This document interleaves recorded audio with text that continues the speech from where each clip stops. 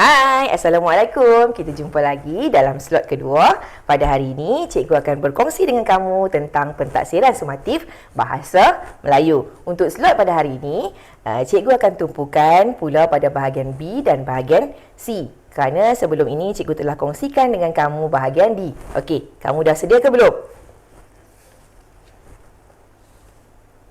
Baiklah. Sebelum itu, mari kita lihat apakah yang terkandung dalam soalan bahagian B dan bahagian C. Bahagian B, wajaran markahnya ialah 10 markah. Apa yang terkandung dalam bahagian B ialah pemahaman petikan dan tata bahasa. Dan kemudian, respon kritis dan kreatif. Okey, jenis soalannya ialah objektif pelbagai bentuk dan subjektif respon terhad. Objektif pelbagai bentuk ialah seperti padanan, suaian, isi tempat kosong, ada soalan betul salah. Kemudian bahagian manakala soalan respon terhad pula ialah kamu perlu beri respon berdasarkan petikan dan situasi yang berlaku. Wajaran markah bagi bahagian B ialah 10 markah. Kemudian bahagian C sama juga 10 markah. Soalan respon terbuka. Ini menguji kamu untuk menulis penulisan perenggan. Okey. Kita teruskan, kita tengok soalan bahagian B. Bahagian B ialah pemahaman petikan dan tata bahasa. Soalan 1, baca petikan di bawah, kemudian jawab soalan yang berikutnya. Apabila ada soalan petikan sebegini, suka cikgu ingatkan kamu perlu baca dengan teliti. Kalau perlu, jika perlu, baca berulang kali pun tidak mengapa. Tak salah kalau nak baca banyak kali. Tapi janganlah baca sampai habis masa pentaksiran. Masa pentaksiran adalah 1 jam 15 minit. Nanti habis masa, tak sempat nak jawab soalan yang seterusnya. Baiklah, ini contoh soalan. Okay. Contoh petikan. Okay. Kemudian kita teruskan kepada soalannya. Ini contoh soalan 1. Berdasarkan petikan tadi. Okey, soalan yang pertama. Guru-guru di sekolah Jenny sibuk membuat persiapan untuk isi tempat kosong. Maksudnya soalan ini menyoal pemahaman kamu berdasarkan petikan yang kamu baca tadi. Jawapan pun secara langsung dalam petikan. Jawapan memang terus dalam petikan. Jika kamu baca, kamu faham, kamu boleh dapat. Suka cikgu ingatkan, bila ada soalan macam ni, kamu dah jumpa jawapannya, kamu terus gariskan. Okey, agak-agak kamu gimana jawapannya? Cikgu kongsikan di bawah slide tadi. Di bawah slide itu ialah perenggan yang mengandungi jawapan bagi soalan 1. Okey, hujung minggu ini Sekolah Jenny akan mengadakan temasya sukan tahunan sekolah. Okey, cikgu nampak bersemangat membuat persiapan untuk sukan, kata Jenny kepada guru kelasnya, Puan Sui Lian. Okey, jadi apakah jawapannya? Di mana jawapannya? Suka cikgu ingatkan kamu gariskan dalam petikan yang kamu baca tadi bila kamu dah jumpa jawapan bagi soalan-soalan, setiap soalan yang terkandung dalam pentaksiran tersebut. Okey. Ini jawapannya, kata kuncinya ialah temasya sukan tahunan sekolah. Okey. Jadi jawapannya, kita teruskan kepada jawapannya. Dapat kan jawapannya kan? Guru-guru di sekolah Jenny sibuk membuat persiapan untuk temasya sukan tahunan sekolah. Wajaran markah bagi soalan ini ialah 1 markah sahaja. Ingat soalan ni secara langsung, terus saja daripada petikan. Bila kamu baca, kamu dapat. Bila dapat, gariskan dalam petikan tadi. Okey, kita teruskan. Kita tengok soalan yang seterusnya. Soalan yang kedua. Soalan kedua, soalan ni pun sama. Kamu boleh peroleh jawapannya dalam petikan berdasarkan apa yang kamu faham daripada petikan yang telah kamu baca tadi. Okay, soalan 2. Apakah yang dilakukan oleh Jenny dan rakan-rakannya untuk meringankan tugas guru kelas mereka? Macam mana nak jawab soalan 2? Wajaran markah bagi soalan 2 ni ialah 2 markah. Jawab dengan ayat yang penuh. Kenapa ayat yang penuh? Ayat yang penuh ni nak menunjukkan kematangan idea yang kamu berikan. Kamu boleh mulakan dengan yang dilakukan oleh Jenny dan rakan-rakannya untuk meringankan tugas guru kelas mereka ialah, ataupun Jenny dan rakan-rakannya telah buat apa-apa untuk meringankan tugas guru kelas mereka. Okey. Macam mana kita tengok? Cikgu kongsikan. Okey, ni cikgu kongsikan balik petikan tadi. Jawapan bagi soalan tadi berada pada perenggan terakhir. Kamu tengok perenggan yang terakhir. Puan Sui Lian hairan melihat semua alatan sukan tersusun rapi di rak dan almari. Jenny tersenyum bangga kerana dapat meringankan tugas guru kelas kesayangannya. Jadi agak-agak kamu, apa yang Jenny buat? Okey. Kita tengok contoh jawapan yang cikgu kongsikan. Okay. Jenny dan rakan-rakannya telah menyusun semua alatan sukan dengan rapi di rak dan almari untuk meringankan tugas guru kelas mereka. Ini ialah contoh jawapan bagi soalan yang kedua. Okey. Kita teruskan. Ini contoh soalan tata bahasa bagi soalan yang ketiga. Masih lagi berdasarkan petikan tadi. Gariskan kata nama khas yang terdapat dalam ayat yang diberi. Ayat ini, ayat Jenny tersenyum bangga kerana dapat meringankan tugas guru kelas kesayangannya, diambil terus daripada petikan tadi. Ada cikgu tertinggal tu, kan? Tak apa. Okey. Jadi, apakah jawapannya? Okey, gariskan kata nama khas. Kamu dah belajar ni daripada darjah 1. Nanti kan? Apa dia? Apakah kata nama khas? Ingat, kata nama khas, kata nama yang kita gunakan khusus untuk sesuatu benda, orang ke, barang ke. Contoh macam cikgu. Kalau sebut cikgu, ramai cikgu tak tahu cikgu mana satu, kan? Betul tak? Okey, bila sebut cikgu Suzy, semua dah tahu cikgu Suzy.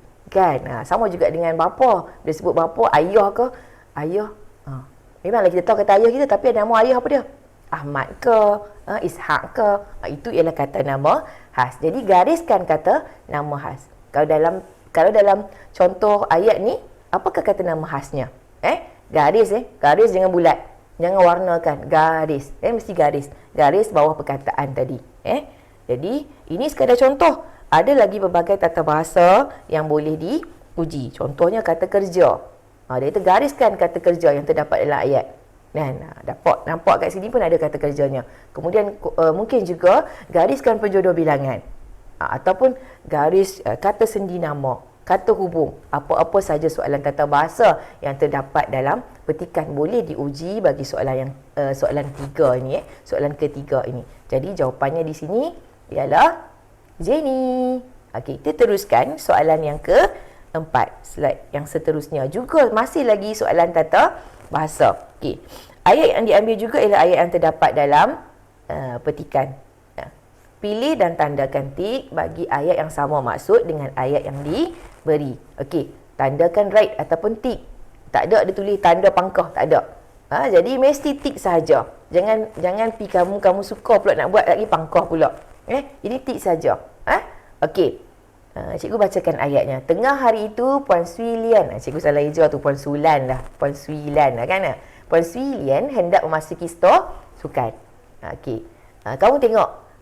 Ayat ini ialah ayat menggunakan kata kerja aktif transitif. Memasuki imbuhan lah. Kemudian kita tengok jawapannya. Stor sukan Puan Sui Lian hendak dimasuki tengah hari itu. Tadi memasuki, ini pula dimasuki. Ayat ayat pasif kan, imbuhan di. Okey, seterusnya jawapan yang kedua, stor sukan hendak dimasuki oleh Puan Sui Lian tengah hari itu. Okey, wajaran markah bagi soalan ini ialah 1 markah. Agak-agak kamu yang manakah yang tepat?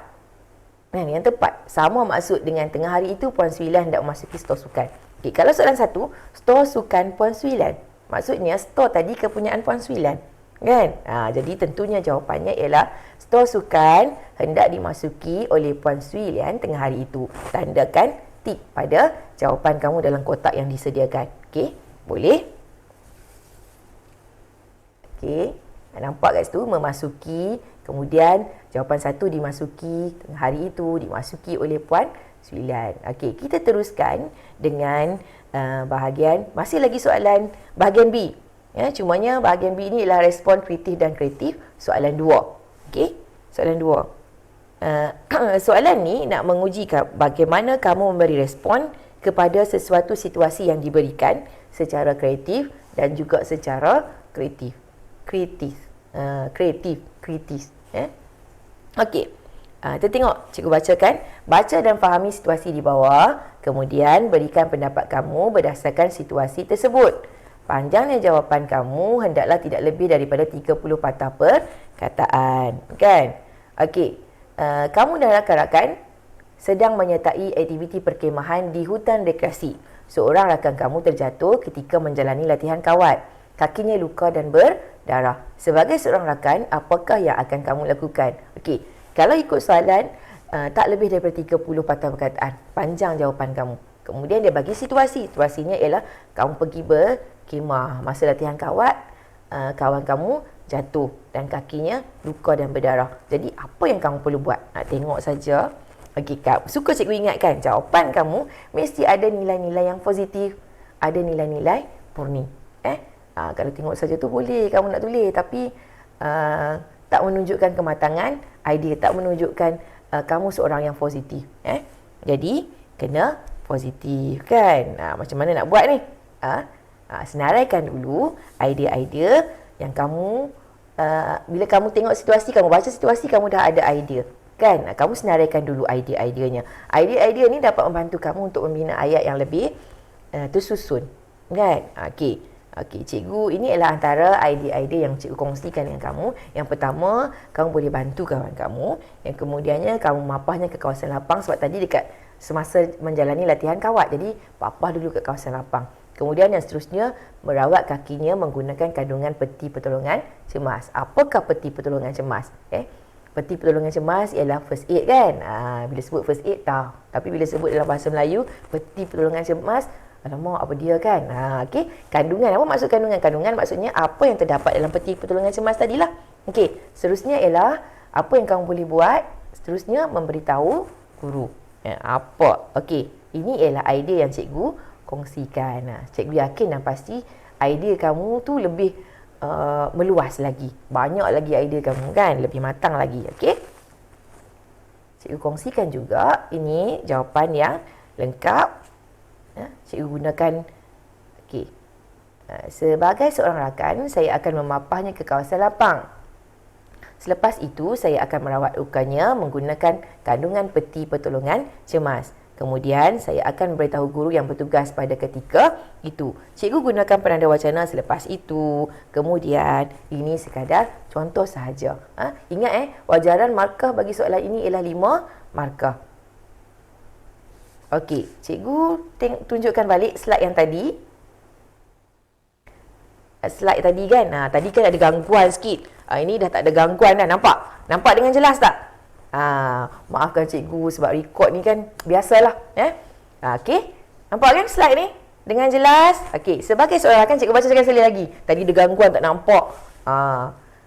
Sebagai seorang rakan, saya akan memapahnya ke kawasan lapang. Selepas itu, saya akan merawat lukanya menggunakan kandungan peti pertolongan cemas. Kemudian, saya akan memberitahu guru yang bertugas pada ketika itu. Cikgu gunakan semua idea-idea yang cikgu kongsikan tadi. Dan cikgu gunakan juga penanda wacana. Cikgu gunakan selepas itu, cikgu gunakan kemudian. Okey, ingat, wajaran markah bagi soalan ini ialah 5 markah. Okey, dapat? Dapat tak? Okey, cikgu harap kamu dapat sesuatu. Jom kita tengok slide yang seterusnya. Slide yang terusnya ialah penulisan perenggan. Penulisan perenggan maksudnya tulis perenggan lah kan. Tulis berperenggan. Okey, kita tengok bahagian C ni. Grafik di bawah menunjukkan tentang aktiviti bersama keluarga. Tulis pendapat kamu tentang faedah-faedah daripada aktiviti yang dijalankan. Jawapan kamu hendaklah ditulis dalam satu perenggan. Panjangnya jawapan kamu hendaklah tidak lebih daripada 50 patah perkataan. 50 patah perkataan saja. Janganlah tulis berkajang-kajang muka surat kamu tu kan. Kan? Tak perlu. Okey. Kehendak kalau ikut soalan ni, kehendak soalannya ialah faedah. Faedah daripada aktiviti yang dijalankan. Ada juga soalan cara-cara. Okey. Tuliskan pendapat kamu tentang cara-cara. Bila soalan cara-cara, kalau cara-cara tu maksudnya kamu perlu tulis tindakan kamu. Okey, berdasarkan arahan ni, ada kata kunci dia, aktiviti bersama keluarga. Dan tulis faedah-faedah aktiviti ini. Okey, apakah yang maksudkan dengan faedah? Apa dia faedah ni? Cikgu tahu, kamu pun tahu. Tapi cikgu nak ingatkan sekali lagi. Faedah ialah kebaikan. Apa dia kebaikan? Kebaikan ni manfaat. Apa dia manfaat ni? Manfaat tu kelebihan lah. Kelebihan, kepentingan. Itu maksud faedah. Jangan kamu tertumpu pada satu, kamu tahu faedah tu yang tu je. Tak. Luaskan sikit. Kamu luaskan sikit perbandaraan kata kamu. Okey. Dalam gambar tadi, apakah aktivitinya? Kan? Ya, aktiviti perkelahan yang dilakukan bersama keluarga. Jadi, apakah kelebihan atau kebaikan aktiviti ini? Daripada aktiviti berkelah bersama keluarga ni, apa faedahnya? Kan? Kita tengok jawapan yang cikgu kongsikan. Faedah-faedah aktiviti bersama keluarga. Apa-apa sahaja sebenarnya, apa-apa sahaja yang kamu lakukan bersama keluarga, faedahnya lebih kurang saja. Kan? Okey, faedah yang pertama, dapat mengeratkan hubungan. Ingat, kalau faedah maksudnya dapat apa? Kan? Buat sesuatu dapat apa? Itu faedah. Okey, yang pertama dapat mengeratkan hubungan, dapat mengurangkan stres, rasa lebih dihargai, rasa lebih disayangi, kan? Dapat mengisi masa lapang. Ini jawapan yang memang kamu tahu dah.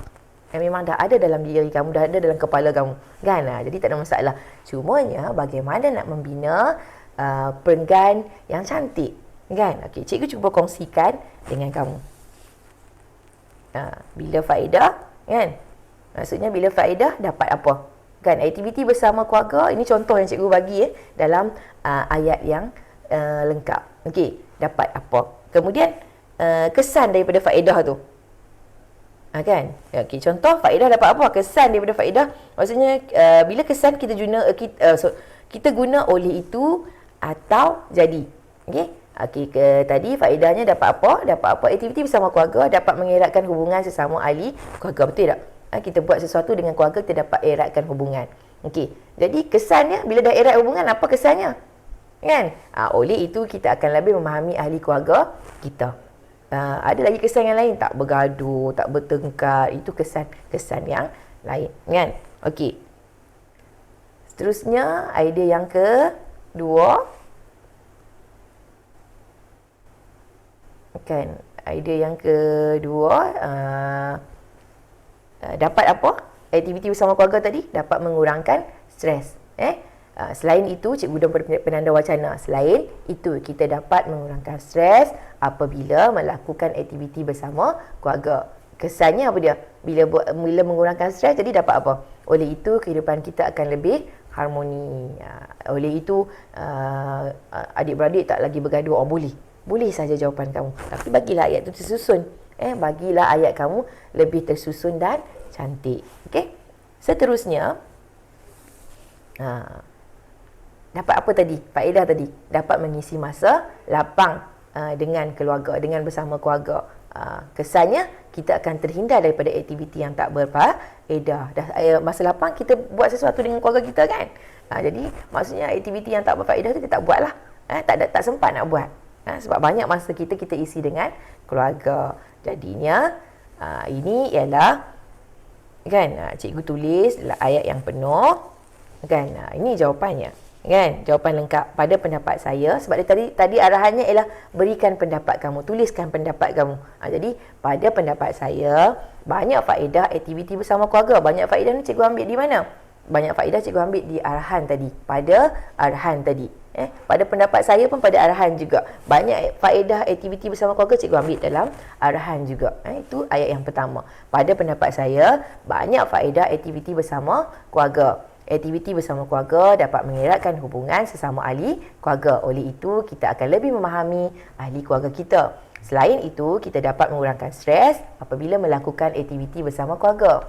Oleh itu, kehidupan kita akan lebih harmoni. Seterusnya, kita dapat mengisi masa lapang dengan keluarga. Jadi, kita akan terhindar daripada melakukan aktiviti yang tak berfaedah. Okey, dah siap? Dapat sesuatu? Kalau dapat, kamu hebat. Okey, baiklah. Tara, baiklah. Ini saja perkongsian cikgu pada hari ini. Kita jumpa lagi. Cikgu harap kamu dapat tak banyak, dapat sikit pun boleh, kan? Tak dapat sikit, dapat banyak, lagi bagus. Okey, daripada perkongsian pada hari ini. Lain kali kita jumpa lagi.